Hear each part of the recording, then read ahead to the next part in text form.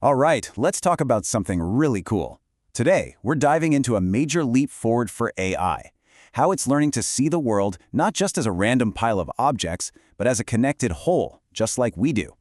We're going to explore how AI is finally learning to see the bigger picture. So let's jump right in with the puzzle.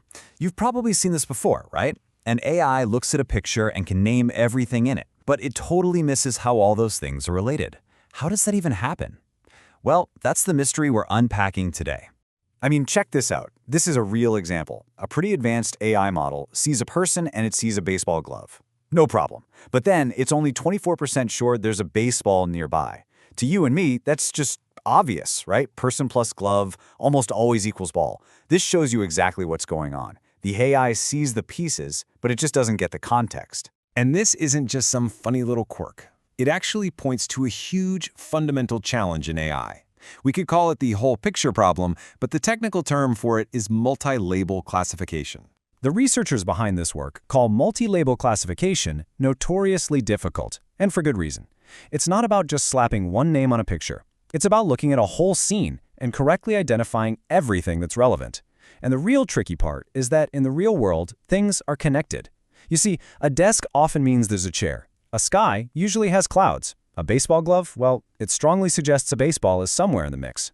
So this is really the heart of the issue. The old way of doing things is on the left. The AI makes a bunch of separate, independent guesses. It looks and says, fork? Yeah, probably. Spoon? Nah. Knife? Yep. And you can end up with some weird, illogical results. The goal is what you see on the right, predicting all the labels together as a web. The AI should reason, hey, that's a dining table, so it's super likely there's a fork, a spoon, and a knife. Okay, so how did researchers first try to crack this nut? They knew they had to figure out these relationships, and their first shot at it was pretty clever, but, it had a major flaw. The first approach was basically a two-step process. Think of it like a detective. That's the neural network, who goes out and finds all the clues, all the individual objects in a picture. Then that detective would hand the file over to a partner, like a Markov random field, whose job was to figure out how all those clues fit together. But here's the catch. As the paper points out, this whole process was clunky. Because the detective and the partner were trained separately, they didn't really speak the same language. This led to what they call poor posterior probability estimates, which is just a technical way of saying the system couldn't be very sure about its final conclusion. And if you can't be confident, you can't really trust it for anything important. And all of that led to a much, much smarter idea.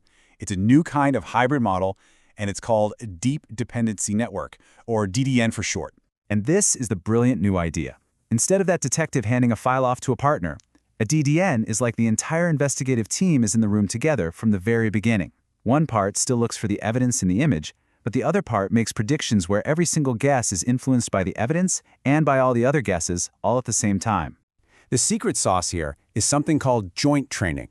Instead of training the two parts one after the other, you train them together from end to end.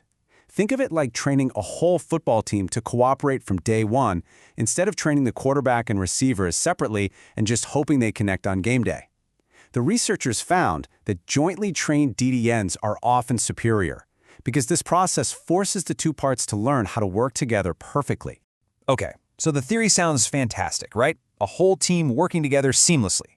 But does it actually perform better when you put it to the test? Let's take a look at the results. Now, this metric right here is the one that really tells the story. It's called subset accuracy. And this is a tough grader. It's not about getting most of the labels right. It's about getting every single one of them perfectly correct. It's all or nothing. On a really complex video data set, the old model got it perfectly right only about 35% of the time. The new DDN model, almost 70%. It literally more than doubled the accuracy. And that works out to a 97.66% relative improvement. That is just a staggering jump in performance. But honestly, the numbers are one thing. Seeing the kinds of mistakes it actually fixes is way more powerful. So in this first example, the baseline model sees the main things: the cat, the bed, the laptop, the mouse. But then it kind of gets creative and just hallucinates a cell phone and a book that aren't there. The DDN, though, with its contextual understanding, looks at that whole scene and says, nope, those don't fit, and it correctly weeds them out, leaving a perfect description. And then there's this case, which is maybe even more impressive. Here, the baseline sees the person and the bat, but it's really unsure about the baseball glove, only 18% confidence. The DDN, on the other hand, reasons, hey, wait a minute, person, baseball bat, it's really likely there's a glove here. So it correctly adds the label and bumps the confidence way up to 44%, enough to make the right call. This is all super cool technically speaking, but this isn't just about getting better scores on a test. This kind of technology has huge, real-world consequences. Just think about it for a second. For a self-driving car, seeing a ball roll into the street is one thing, but understanding the context, that a child is probably right behind it, that's a life-or-death understanding. Or in medicine, seeing one symptom on a scan is okay, but understanding the whole pattern of related symptoms is how you make an accurate diagnosis. The paper says it perfectly. In these kinds of high-stakes situations, missing a single label could have disastrous consequences. Context isn't a nice-to-have, it's absolutely everything. So, deep dependency networks are giving us a real path toward an AI that doesn't just see pixels but understands relationships. It's a critical step toward building systems that are more accurate, more reliable, and just smarter. And it leaves you with a big question, doesn't it?